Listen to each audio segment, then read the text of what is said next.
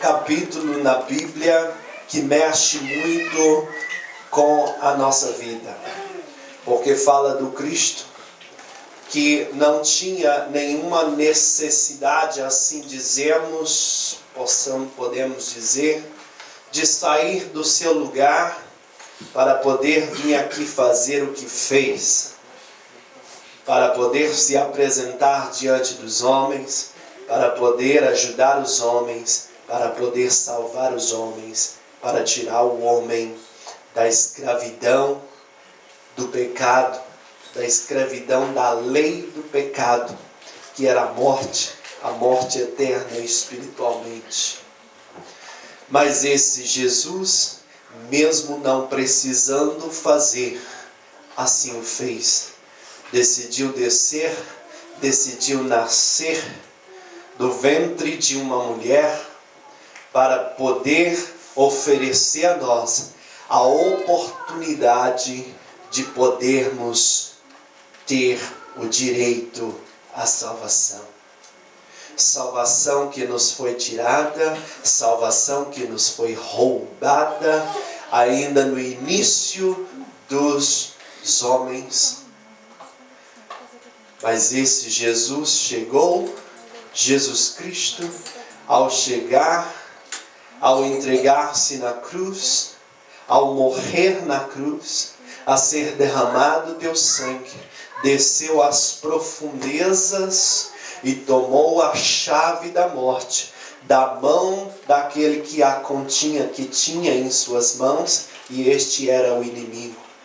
E tomando a chave da morte da mão dele, pisou em tua cabeça e elevou-se ao céu. Elevando-se ao céu, disse para não nos preocuparmos, porque do mesmo jeito que ele estava subindo, ele também desceria com os anjos para poder buscar a sua igreja. Igreja que aqui ficou, igreja que aqui ele deixou, igreja que ele ministrou, que ele evangelizou e que ele ordenou e deu ordenanças para seguir uma vida de santidade, de purificação, de dedicação à palavra, usando a palavra como aqui o irmão veio dizer, lâmpada para os meus pés, para que eu não erre, para que eu não venha me tropeçar em pedras, para que eu não venha andar na escuridão, mas que eu venha andar na luz eterna. E essa luz eterna se chama Jesus Cristo, o Filho de Deus, o Filho do Senhor Jeová, aquele que tudo pode, aquele que tudo faz, aquele que tudo promove, quando cremos no poder da sua força. Glória a Deus, aleluia. Ele nos testa, mas ao mesmo tempo ele nos dá condições nos testes para passarmos, para vencermos toda a tribulação, toda a batalha. Jesus Cristo, ele mesmo, quando intitulou a ceia do Senhor, junto com os seus discípulos, pouco antes de sua crucificação, ao intitular a ceia do Senhor, a apresentar o pão, a apresentar o cálice e comer ali junto com os seus. Era como se ele estivesse fundando a partir daquele momento um começo diferente, uma forma diferente de se entrar na presença de Deus, de crer em Deus, de querer ver Deus. Porque Deus já estava cansado de que os homens somente adorassem com a boca, mas o coração estava longe. Deus estava cansado de cultos mecânicos. Deus estava cansado de oratória escrita, de oratória programada. Deus estava cansado, imagino eu assim falando, imagino eu que Deus já estava cansado de toda aquela liturgia, de todo aquele ritual, mas as pessoas só faziam aquilo que era ensinado ali e não promovia, não queria que o seu coração, não queria se doar por completo, porque aquele que se doa por completo não faz só o que manda, o irmão Francisco, mas faz além, porque ele tem prazer em adorar ao Pai. Ele tem prazer em adorar o Senhor. Aquele que ama, ele faz muito além. Olha, Senhor, eu quero fazer mais para o Senhor. Eu quero realizar mais. Eu sei que o culto é assim. Eu sei que a liturgia é dessa forma. Eu sei que a igreja é desse jeito. Eu sei que eu tenho que ir na igreja todos os cultos, louvar ao Senhor junto com os irmãos, prestar comunhão juntamente com toda a igreja. Mas eu quero fazer muito mais do que só ir numa igreja. Eu quero poder adorar o Senhor na minha casa. Eu quero poder adorar o Senhor no meu trabalho. Eu quero poder adorar o Senhor aonde eu estiver. Ali eu quero que o Senhor esteja comigo, porque o meu coração hoje é um coração quebrantado, porque Jesus Cristo quebrantou ele. Glória a Deus, aleluia. Deus estava cansado de oratória mecânica, de oração mecânica, que é sempre programado direitinho, feito daquele jeito, e as pessoas não faziam nada mais do que aquilo, parecia um robô. Só faz o que está programado para fazer. Deus não quer homens e mulheres dessa forma. Deus quer ver homens e mulheres que estão programados para poder vencer barreiras, vencer tribulações, fazer além das imaginações. Glória a Deus, aleluia. E ali naquela Santa Ceia, eu acho interessante e bonito isso, porque na visão, no entendimento de que eu e muitas pessoas têm, que Jesus Cristo, ao intitular ali a ceia, fazer dali um começo, um recomeço a essa nova civilização espiritual que estava disposta a viver em santidade, Jesus Cristo estava ali demonstrando aos homens a infinita, soberana vontade de Deus, que aquilo acontecesse. De que o homem pudesse sempre parar e lembrar da presença desse Deus poderoso, de todas as suas salvações, de todas as suas provisões, de tudo aquilo que Ele tem feito. Sabe, irmãos, na Santa Ceia, não tomamos parte aqui somente para poder agradecer. Essa é a parte principal, claro, mas não é somente para agradecer a Jesus pela salvação na cruz, mas agradecer a Jesus pelo alimento de cada dia, pela força de cada dia, pelo refrigério de cada dia, pela animação de cada dia, pela misericórdia do Pai de cada dia, por tudo que Ele promoveu, porque Ele promoveu muito além, irmãos. Foi além, da qual a maior delas, é claro, é a salvação. Porque é a salvação da nossa alma, do nosso espírito, irmãos. Porque Deus disse: não coma da árvore, porque do dia que dela comer, morrerás. Aí você pensa, mas Adão e Eva comeu e não morreu. Morreu sim. Porque antes daquilo Deus não tinha falado que homem morreria fisicamente. E depois que comeu, morreu. Passou a ter vida na terra. Passou a ter vida terrena. E como terrenos, iria passar. Iria voltar ao pó. O pior de tudo é a morte espiritual, nem só a física, né? É a morte espiritual. Essa morreu. Houve um desligamento. Houve um distanciamento.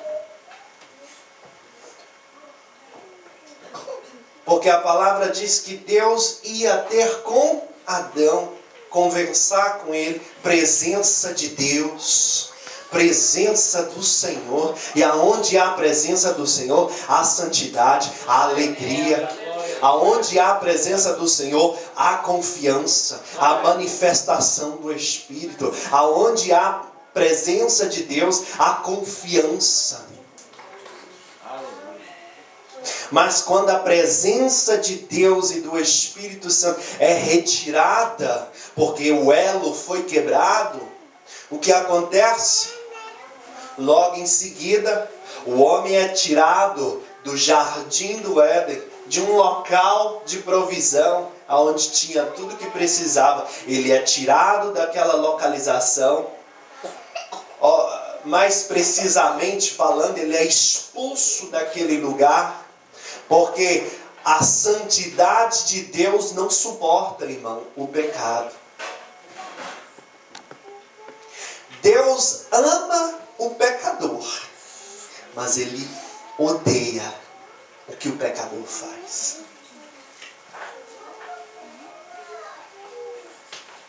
E alguns podem até dizer como Deus pode...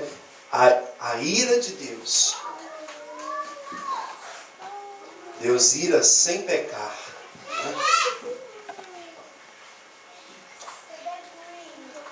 O elo foi quebrado.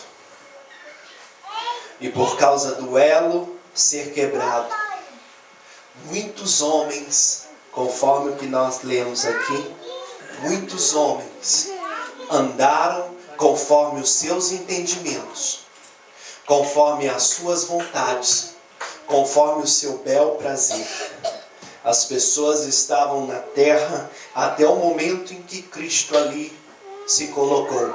As pessoas estavam na terra para poder satisfazer o seu próprio corpo, a sua própria vontade, prazeres do dia, prazeres momentâneos. Mas Jesus Cristo queria livrar o homem de todo esse erro, de todo esse engano. E a infinita, soberana vontade de Deus aconteceu na vida de Jesus. E na Santa Ceia ele faz essa reluzência, ele faz essa demonstração do poder de Deus. Por um acaso existe amor maior que esse, de que alguém entrega a sua própria vida a um amigo? Isso de coração, irmãos. Isso de coração. Jesus Cristo, na Santa Ceia, estava santificando também o nome de Deus. Ao mesmo tempo em que ele estava cumprindo todo o propósito de Deus. Senhor, passa de mim esse cálice, passa de mim toda essa tribulação. Se tiver um jeito, se tiver uma forma, passa de mim. Dê outro jeito. Se existir alguma outra forma, assim faça, mas que eu não passe por isso. Traduzindo, é dessa forma, irmãos. Se tiver algum outro jeito. Mas a palavra nos mostra que houve um silêncio no céu. E Jesus Cristo então proclama com a sua boca dizendo: contudo, seja feita a tua vontade. Isso demonstra Jesus Cristo mostrando a infinita e soberana vontade de Deus, cumprindo os seus propósitos. E obviamente na Santa Ceia, nós aqui, tanto Jesus naquele dia, como todos nós, temos a oportunidade de nos colocar aqui, uma vez por mês, algumas igrejas todos os dias, outras igrejas toda semana, outras igrejas uma vez ao ano, não importa o formato. O que importa é que as pessoas parem por um minuto, por um momento e reflitam no que Jesus fez naquela cruz. que nos salvou, que nos tirou do pecado, que nos livrou da lei do pecado, que nos livrou da lei que nos levava à morte. Porque aquele que peca, o salário do pecado, a Bíblia disse e fala muito bem, o salário do pecado é a morte. Mas Jesus Cristo nos livrou desse salário. E acho interessante, porque a palavra diz que não havia formosura. Não havia formosura nele. Né? Sabe por que não havia formosura em Jesus? Porque aqui está dizendo que ele tomou sobre si todas as nossas dores, todas as nossas enfermidades, todas as nossas transgressões, todos os nossos erros, todos os nossos pecados. Tudo isso foi colocado sobre ele, e por isso não havia formosura nele. Não havia formosura não quer dizer que era um homem desfigurado, não, mas ele não era aquilo que ele verdadeiramente é, porque quando ele se mostrou a João, a Pedro, Tiago e João, no monte, quando ele se mostrou que era naquela luz reluzente, aonde ele transfigurou-se em verdadeiramente aquilo que ele era, os discípulos não conseguiram olhar para ele, porque a luz era muito forte. Aquele era Jesus, a luz eterna, a luz do mundo. Aquele era Jesus. Mas quando ele tomou sobre si o nosso pecado, as nossas dores, as nossas enfermidades, as nossas transgressões, os nossos erros, quando ele colocou isso tudo sobre si, a formosura, ou seja, aquilo que ele era, ele deixou de ser por um momento, por mim e por você, para ser desprezado pelos homens, mas logo em seguida glorificar o nome do Pai, do Deus Todo-Poderoso. Aleluia.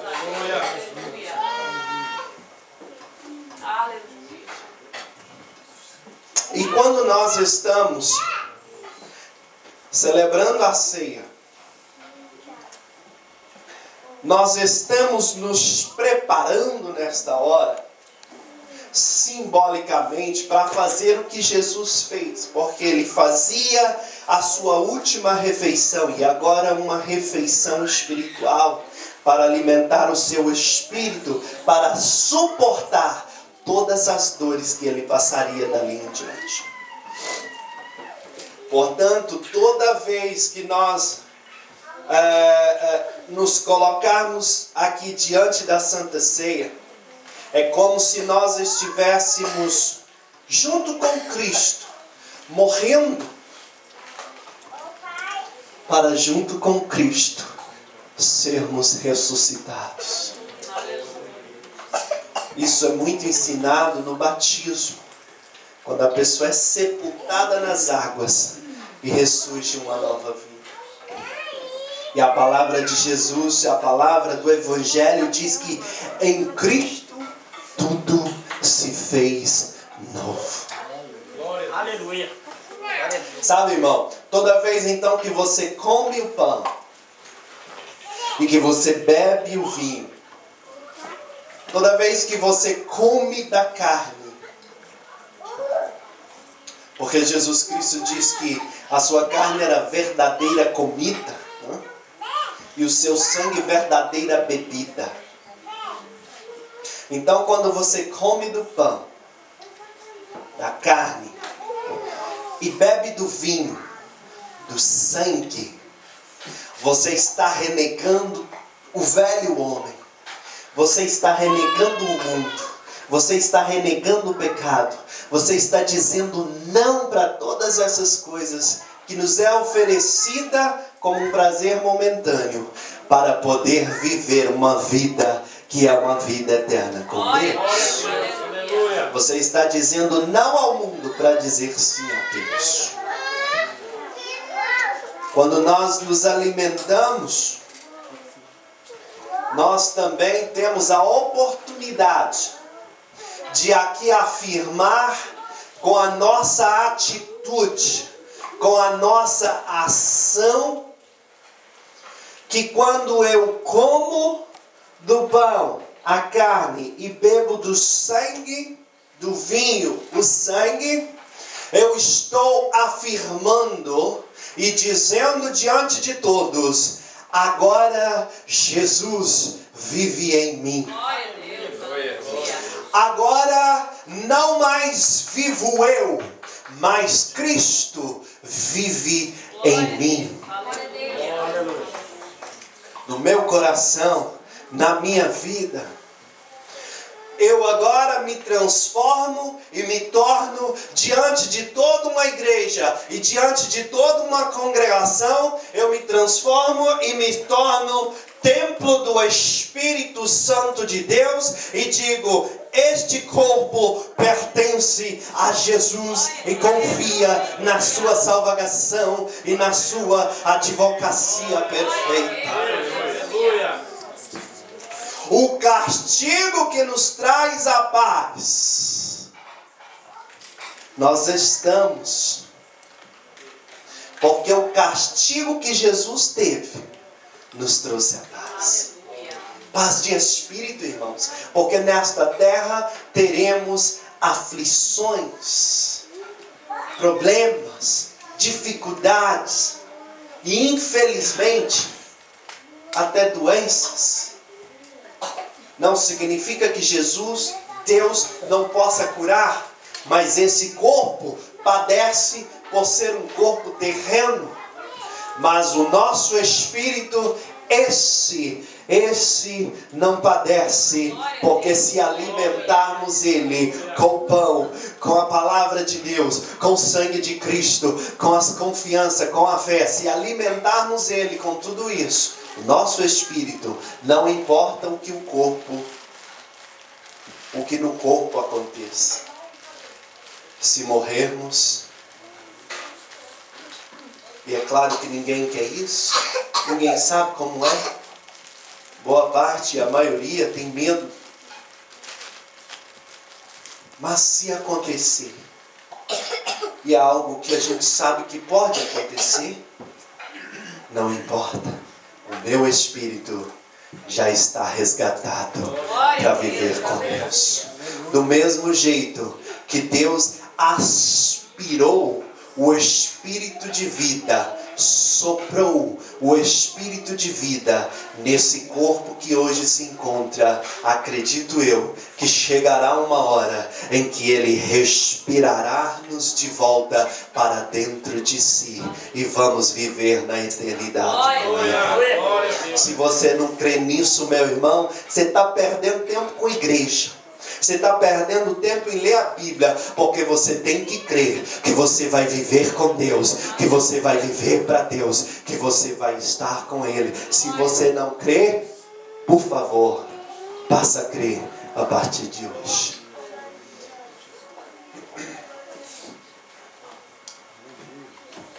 João capítulo 6, verso de número 53 e 57, para fecharmos aqui esta reflexão.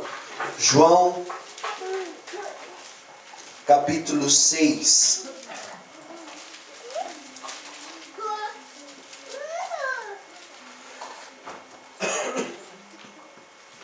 Verso 53.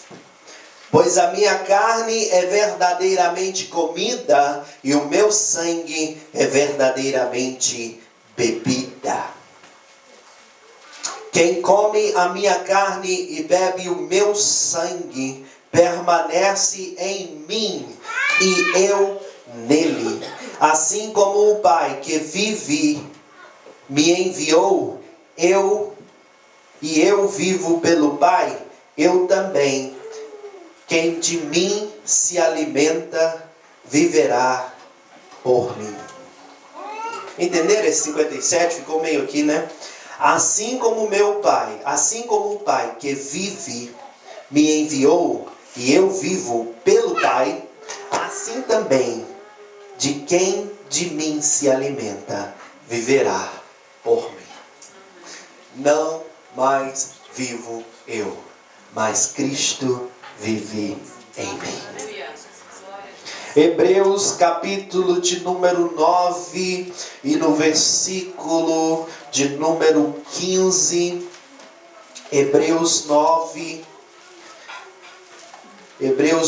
15, 17 diz assim: por isso ele é mediador de uma nova aliança, para que, intervindo a morte para a remissão dos pecados que havia sobre a primeira aliança, os chamados receberam a promessa da herança eterna.